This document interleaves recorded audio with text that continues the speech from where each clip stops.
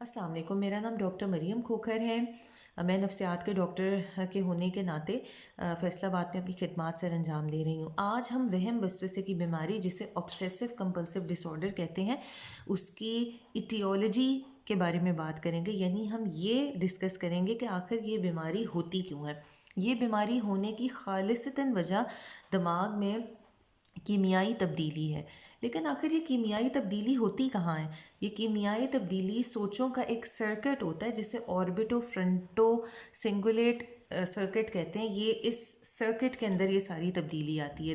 دراصل یہ سرکٹ جو ہے، یہ سرکٹ سوچوں کا سرکٹ ہوتا ہے۔ ہمارے دماغ میں قدرتی طور پہ بنانے والے نے کچھ ایسا سلسلہ پیدا کیا ہے کہ دماغ کا ایک ایسا حصہ ہے جہاں پہ مختلف قسم کی سوچیں پیدا ہوتی ہیں، ضروری بھی، غیر ضروری بھی، اہم بھی اور غیر اہم بھی۔ کام یہ ہوتا ہے کہ کچھ خاص قسم کے کیمیکل ہوتے ہیں جو ایک چوکی دار کے طور پہ ایکٹ کرتے ہیں۔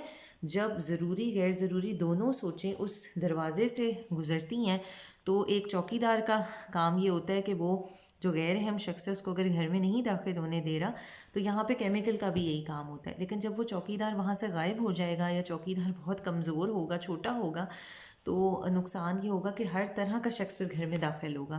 یہاں پہ بھی ایسے ہی ہوتا ہے کہ جب کیمیکل کا کوئی امبیلنس ہو جاتا ہے، اس کی مقدار میں کچھ کمی آتی ہے، تو اس کی وجہ سے وہاں پر ضروری اور غیر ضروری سوچیں ہمارے دماغ کے جو مین حصہ ہے وہاں پر آ جاتی ہیں اور یوں وہ فوکس آف اٹینشن کی طرف آ جاتا ہے۔ یعنی غیر ضروری سوچ جو ہے وہ مریض کے شعور میں آ جاتی ہے اور یوں مریض بہت زیادہ بے چین بے قرار ہو جاتا ہے کہ وہ غیر ضروری سوچ پہ بھی عمل کر رہا ہوتا ہے اور ضروری سوچ پہ تو خیر وہ عمل کر ہی رہا ہوتا ہے۔ تو یہ والا سرکٹ جو ہوتا ہے یہ دراصل زیر اثر ہوتا ہے۔ یہ بیماری 30% لوگوں میں موروثی طور پہ ان کی خاندان میں چل رہی ہوتی ہے اور اس طرح آگے منتقل بھی ہوتی ہے۔ جہاں یہ بیماری منتقل ہوتی ہے وہاں یہ بہت چھوٹی عمر میں ہی ظاہر ہو جاتی ہے۔ اس کے علاوہ کئی لوگوں میں یہ دیکھا گیا ہے کہ جب نزلہ زکام بخار یا لوز موشنز الٹیاں وغیرہ ہوتی ہیں تو اس کے ایپیسوڈ کے بعد بھی اس طرح کی علامتیں جو ہیں یہ ظاہر ہوتی ہیں۔ اور اس کے علاوہ اس بیماری کا قطعاً ایسا کوئی تعلق نہیں ہے کہ یہ کوئی بیماری سائے کی وجہ سے ہوتی ہو یا کوئی کسی کے ساتھ کوئی برا سلوک کرے تو ایسا ہو، یا کوئی زندگی کے بہت بڑے سانحے سے کوئی شخص گزرے تو لازمی یہ بیماری تب آنی ہوتی ہے۔ تو ایسی تحقیق ان میں سے کسی چیز کے بارے میں کوئی اس کو ثابت نہیں کرتی۔ ہمارے ہاں ایک بہت اہم کہاوت ہے کہ وہم وسوسے کا کوئی علاج نہیں ہوتا۔ یہ کہاوت بھی بالکل غلط ہے۔ وہم وسوسے کی بیماری کا علاج بالکل موجود ہے۔